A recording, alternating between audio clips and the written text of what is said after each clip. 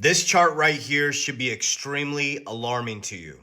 And you should do everything you can to understand what this actually means for the future of your family and your legacy. We are going to add about 2.4 trillion annually over the next decade, reaching a record 64 trillion by 2036, tripled from 2018. And what I've been trying to warn you about is the transition, the 36-year transition that ends on February 20th, 2026. No, this is not a flip of a switch, not a price prediction. Markets aren't going to go parabolic, but you're ending a 36-year cycle. Do you see around the 1970s, specifically 1976, as we head into 1988, where money just got completely decoupled from reality? That started a 36-year cycle where we went from real money to complete financialization, lack of production in America, exporting everything out, and we looked wealthy in America, but all we were doing was financing debt.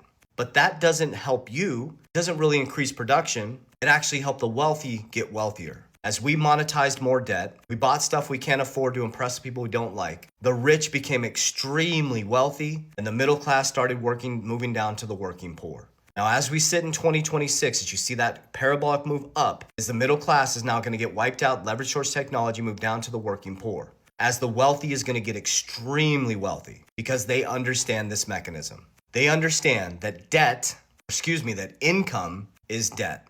So what they do and we do is we take our income, which is debt, we transmute it to assets that beat inflation.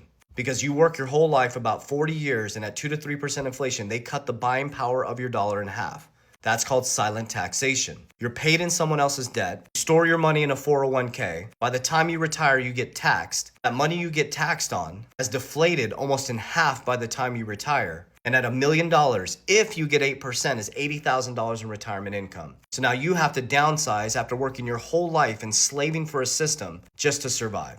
As the elites, the 1%, take their income, which is debt, they move it into assets that have fixed supply. And when those assets go up and you come in to get rich quick, they sell and they protect their wealth in defense. As the market comes collapsing down, they repeat the cycle. What you call a retirement, they call a trade. They teach you how to insure your life. I insure my wealth. And when I borrow, I buy assets. I buy cash flow. And when everybody's trying to get rich quick, I get out. And when everybody's running from the markets, I get in. This is your income right here. You're paid in debt. So if you don't learn how this system actually works, you don't stop trying to get rich quick and chasing price predictions and the next best thing, you are going to be a victim of this cycle.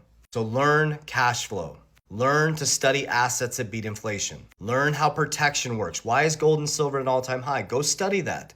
Come back, comment why it's at an all-time high. Study Ray Dalio's Changing World Order, Robert Kiyosaki, Cash Flow Quadrant, Rich Dad, Poor Dad, Richest Man in Babylon, the wisdom of King Solomon in the Bible. Guys, this is nothing new under the sun. You will always be a victim of the cycle until you understand it. Take the middle ground, build a system, capital DR, cash flow, into assets that appreciate and beat inflation. When they appreciate, pull some off the table and protect it, and P, protection. When the markets come collapsing down and you believe investments, get back in with leverage on the right side. Don't leverage against your future labor. Leverage safely to buy more assets that create cash flow that pay off the leverage.